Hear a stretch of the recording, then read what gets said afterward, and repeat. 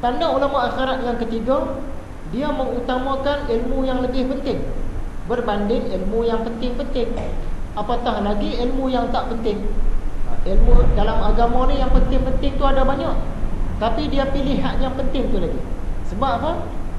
70-80 tahun masa kita hidup di dunia ni, masa tu singkat. Dia tak lama. Kalau kita nak kuasai banyak ilmu memang tak lepas. Jadi kita kena pandai pilih-pilih. Kita pilih ilmu yang lebih penting. Memang banyak ilmu yang penting, tapi kena pilih ilmu yang lebih penting. Kemudian kena kurangkan pertengkaran, kena kurangkan perbalahan. Ini tanda ulama akhirat. Jadi antara ilmu yang terpenting ialah ilmu-ilmu yang melibatkan soal hati, iaitu ilmu mukasyafah dan ilmu-ilmu muamalah. Kalau satu-satu orang ulama tu duduk bincang benda lain je, tapi ilmu-ilmu soal hati ni dia tak bincang. Dia jarang cerita, dan dia jarang nak bawa tentang mukasyafah muamalah ni. Takut-takut dia termasuk ke dalam ciri-ciri ulama dunia. Dia lebih benda yang tak berapa penting, sedangkan benda yang penting dia tinggal.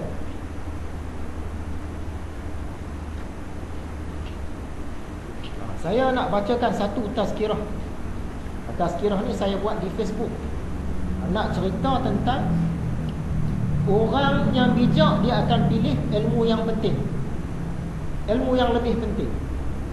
Orang biasa-biasa, dia akan pilih macam-macam ilmu. Kadang-kadang yang tak penting pun dia pilih. Tazkirah Facebook yang ke-65. Cerita dia macam ni. Mencari Pak Awam tanpa mengenali Pak Awam memungkinkan kita tersalah orang. Kita tak kenal pun Pak Awam, tapi kita pergi cari. Boleh jadi tak jumpa, boleh jadi salah orang. Memburu badak tanpa kita mengenal badak memungkinkan kita tersalah tembak. Rasa-rasa badak lah tu. Bila tembak, bawa balik ke rumah, orang kata ni bukan badak, ni orang hutan.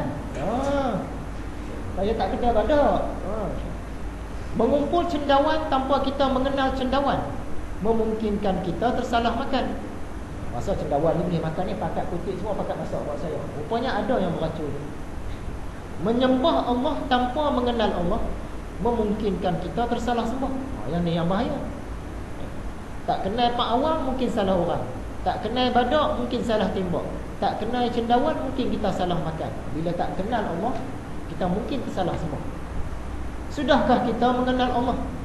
Ataupun selama ini kita hanya sekadar tahu bahawa Tuhan kita ialah Allah, tahu Tuhan kita Allah, tapi kenalkah kita dengan dia? Benarkah selama ini kita berabdi dan menyembah Allah? Ataupun tanpa kita sedari, sebenarnya kita tersembah makhluk Allah. Ada orang rasa sembah Allah dah ni, tapi bila pergi belajar, rupa-rupanya sembah makhluk selama hari ni.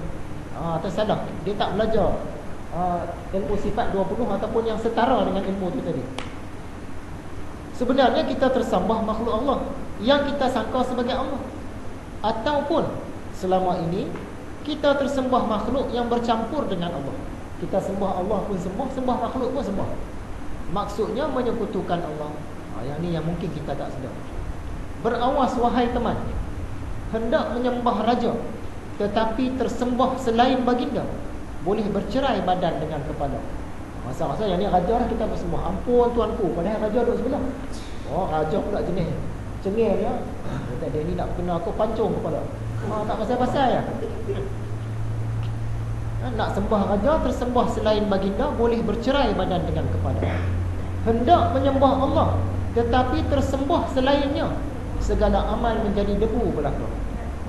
Jangan sengaja kita persiakan segala amal-amal fardu dan amal sunat, segala usaha dakwah dan segala jihad, segala hafazan dan segala aurat, segala tulisan dan segala kalimat, hanya kerana kita tidak mengenal Tuhan. Rasa buat menuntut ilmu agama banyak dah, buat kerja-kerja pada jalan Allah pun banyak dah, tapi rupa-rupanya salah semua. Habis. Walau semasyhur mana guru, walau sebesar mana jemaah, walau sebanyak mana sanad, walau selama mana kita bersama-sama dengan mereka, tapi jika tidak ditarbiyah untuk mengenal Allah, yang menyebabkan sampai sekarang pun kita belum mengenal Allah, silalah bermuhasabah. Kadang-kadang kita ikut satu-satu tu, guru tu lama dah, puluh-puluh tahun, tapi rupanya kita tak kenal Allah lagi. Kita nak belajar benda-benda lain. Penting lah juga, ilmu agama memang penting, tapi benda yang lebih penting terlepas. Kadang-kadang kita ikut satu-satu jemaah tu lama dah, berjuang macam-macam, berjuang dah dalam soal agama ni, tapi rupanya salah semua ni. Tak mengenal Allah. Di mana diri kita hari ini? Kemana diri kita dibawa selama ini? Kemana kita membawa diri kita sendiri selama ini? Adakah esok kita masih mahu kekal seperti hari ini? Tersalah menyembah raja, tinggal badan, putus kepala. Tersalah menyembah raja, segala raja, Tuhan, terhapus amal, lenyap pahala. Sudah faham, kenalah usaha, tidak sekadar mengangguk sahaja. Sudah diperingat dan masih ada masa. Jangan tunggu malaikat maut tiba. Doa sebelum usaha, doa semasa berusaha, dan doa selepas usaha. 3 kali peringkat doa. Kita biasa selepas tu dah periksa dah baru doa, ya Allah bagilah aku dapat keputusan cemerlang. Ataupun sebelum, ya Allah bagilah dapat keputusan cemerlang. Tapi lepas tu tak doa dah. Dia doa ni 3 peringkat. Sebelum, masa tengah buat, dan selepas. 3 peringkat, 3 tu buat cantik. 3 peringkat doa diamalkan sentiasa. Ya Allah, anugerahkanlah kami kenikmatan mengenalmu dan kenikmatan berabdi kepadamu. Amin ya Allah. Jadi dalam pelajaran kita ni memang kita sentuh lah. Kita sentuh tentang mengenal Allah ni. Jadi nak bagi tahu tadi, ada ulama-ulama dia bawa orang entah ke mana-mana. Dia duk cerita hukum hakam, memang penting. Cerita tentang hadis, cerita tentang macam-macam benda lah pasal agama ni, memang penting. Tapi dia tak bawa kita ke arah mengenal Tuhan. Yang tu yang kita rugi. Kita takut jadi macam tu. Kalau ulama akhirat, hak mengenal Tuhan tu dia tumpu. Sedang yang lain-lain dia tak kenal. Satu lagi tentang masa depan. Yang ni tazkirah Facebook yang ke-70. Masa depan ada banyak jenis. Yang orang kata masa depan dah buat dah persiapan untuk masa depan ni ada ni. Masa depan yang mana? Sekejap lagi pun masa depan. Sekejap lagi masa depan. Esok pun masa depan. Minggu depan pun masa depan juga. Bulan depan masa depan. Tahun depan masa depan juga. 10 tahun lagi masa depan juga. 100 tahun lagi, hari kita tua, masa sakaratul maut, semua tu masa depan. Alam kubur masa depan juga. Alam akhirat masa depan juga. Syurga atau neraka, semua yang kita sebut tadi semua masa depan. Dan yang terakhir inilah yang sebenar-benar masa depan. Yang sebenar-benar masa depan syurga neraka, 2 tu je. Jadi selama hari ni kita ada usaha masa depan ni, masa depan yang mana? Yang mana? Yang sekejap ke yang last kali dia?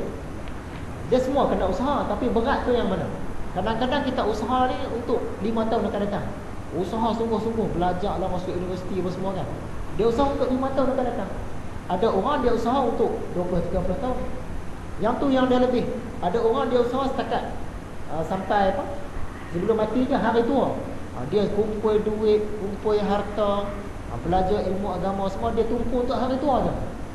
Sedangkan masa depan lepas tu ada lagi. Alam akhirat, padang masyharnya, ditimbangannya, dititiannya, sampailah yang terakhir sekali, syurga neraka. Itulah masa depan. Jadi kita usaha masa depan yang mana? Yang kata ulama akhirat tadi, walaupun dia usaha semua masa depan ni, tapi yang terakhir tu dia usaha lebih. Sebab yang tu kekal. Apa yang sudah, yang sedang dan akan kita sediakan untuk masa depan. Masa depan yang mana yang kita buat persediaan sedemikian hebat itu? Masa depan yang mana yang kita lebih-lebihkan? Dan untuk masa depan yang mana yang kita belum buat persediaan pun? Cukup makankah bekalan-bekalan yang kita sediakan untuk masa depan itu?